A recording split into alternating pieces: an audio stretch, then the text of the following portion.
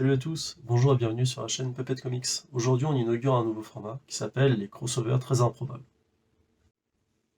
Alors dans ce nouveau format on va discuter donc comme vous le savez de crossovers qui sont très originaux, voire limite impossibles. Ici, pour le premier, je vous donne deux indices. Générique. My little pony, my little pony.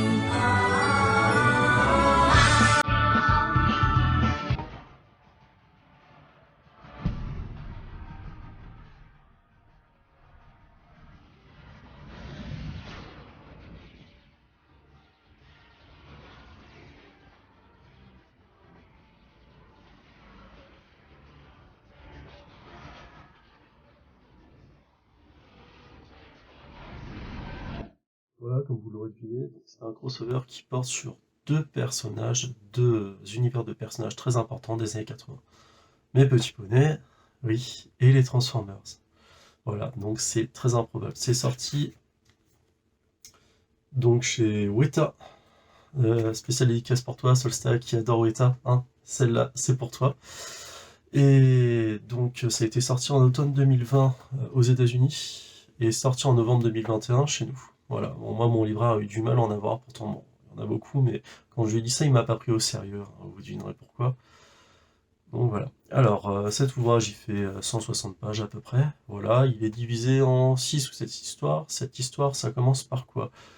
Ça commence donc par la reine des changelins, qui s'appelle la reine Chrysalis, qui invoque un portail pour invoquer d'autres changelins. Les changelins, à mon avis, c'est les change-formes, comme on le disait sur Magic, des êtres qui changent de forme.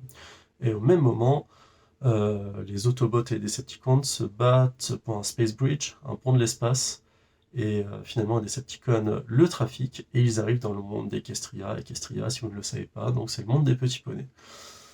Alors là, on va voir comment ça se passe. Et ben, finalement, c'est très coloré. C'est, comme on dit, c'était un crossover improbable, mais rien que pour la rareté de ce petit truc, c'est énorme. En tout cas, là, le pitch s'arrête là, hein. Donc c'est les Transformers qui arrivent chez Equestria, hein, avec la guerre des Transformers, les Autobots contre les Decepticons, mais aussi la reine Chrysalis contre Twilight Sparkle. Voilà, alors moi, je suis pas très versé dans les Transformers, même si j'ai connu, parce que je suis né en 85, donc j'ai connu les Transformers. Mes petits poneys, à mon époque, ça s'adressait aux filles. Je sais qu'il y a eu une nouvelle série qui était sortie dans les années 2010, et quand j'étais pion dans un lycée, je voyais pas mal d'élèves de BTS informatique regarder cette série en me disant ouais c'est génial tout ça, bon jamais poussé la curiosité jusque-là, mais bon enfin bref, ça a le mérite de nous montrer que des crossovers improbables peuvent être possibles. Alors bon, j'ai lu en entier, hein.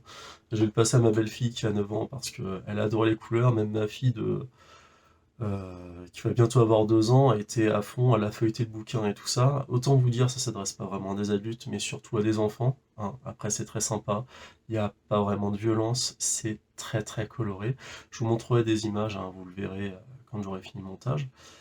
Et ce qui est bien fait sur ce livre, c'est que pour les gens comme moi qui connaissent pas trop ni Transformers ni les Decepticons, il y a un petit récap. Regardez, petit récap des personnages. Donc ça, c'est les Transformers. Et petit récap, j'ai les petits poneys, où moi j'y connais absolument rien, je connais peut-être 2 ou 3 Transformers, mais des petits poneys, voilà, je vous montre un peu plus comme ça. Voilà, donc l'histoire c'est divisé en 6 ou 7 petites histoires finalement sur un fil conducteur, des fois il n'y a pas trop de rapport et tout ça, mais ça nous montre toute la gamme qu'il y a chez les Decepticons, hein, avec des insectes robots, et ça montre aussi des Dinobots, parce qu'il y a aussi Grimlock qui se transforme en tyrannosaure, ou une sorte de tyrannosaure finalement, donc c'est un joyeux bordel. Mais c'est très fun, c'est très très fun au niveau des couleurs, on n'a pas l'habitude de voir ça quand on lit du comics adulte ou autre, et j'avoue que le délire est poussé vraiment très loin. C'est une bonne lecture. Après, ça me paraît un peu cher pour ce que c'est environ 16 ou 17 euros. Voilà, pour du format souple, hein. C'est un petit format, c'est souple, c'est brillant, c'est shiny. Bon, après, ça s'abîme très vite, donc il faut y faire très attention. Mais c'est hyper coloré, c'est tout mignon. Et bon, voilà, moi, comme je dis, hein, Maurice, il a poussé le bouchon un peu trop loin. Mais Vestron s'est spécialisé dans ce genre de crossover qui est qui peut être assez parodique ou qui peut être sérieux, hein. Je sais pas si vous avez lu Terminator versus Robocop. Sinon, il y en a un autre qui est sorti, Transformers et Retour vers le futur. Celui-là, il est pas mal, et d'ailleurs, je le mettrai dans une prochaine vidéo des crossovers très improbables. En tout cas, celui-là, si vous voulez pousser le délire, si vous avez 17 € à perdre, parce qu'on va pas se mentir, hein, si vous n'avez pas d'enfant et que vous êtes un adulte, à quoi ça sert finalement? Sauf si vous avez des neveux ou des nièces, ou si vous voulez amuser votre copine ou votre copain qui est fan des petits poneys ou de Transformers. Voilà, il n'y a pas vraiment d'intérêt. Moi, je l'ai acheté pour le fun. Je vais dire, allez, j'avais 16 ou 17 € à perdre, mais au moins toute la famille va lire, sauf peut-être ma copine qui ne lit pas de comics. En tout cas, c'est tout pour moi. J'espère que vous avez apprécié ce format. Dites-moi ce que vous pensez qu'il serait améliorable dans cette vidéo, si vous avez apprécié ou autre.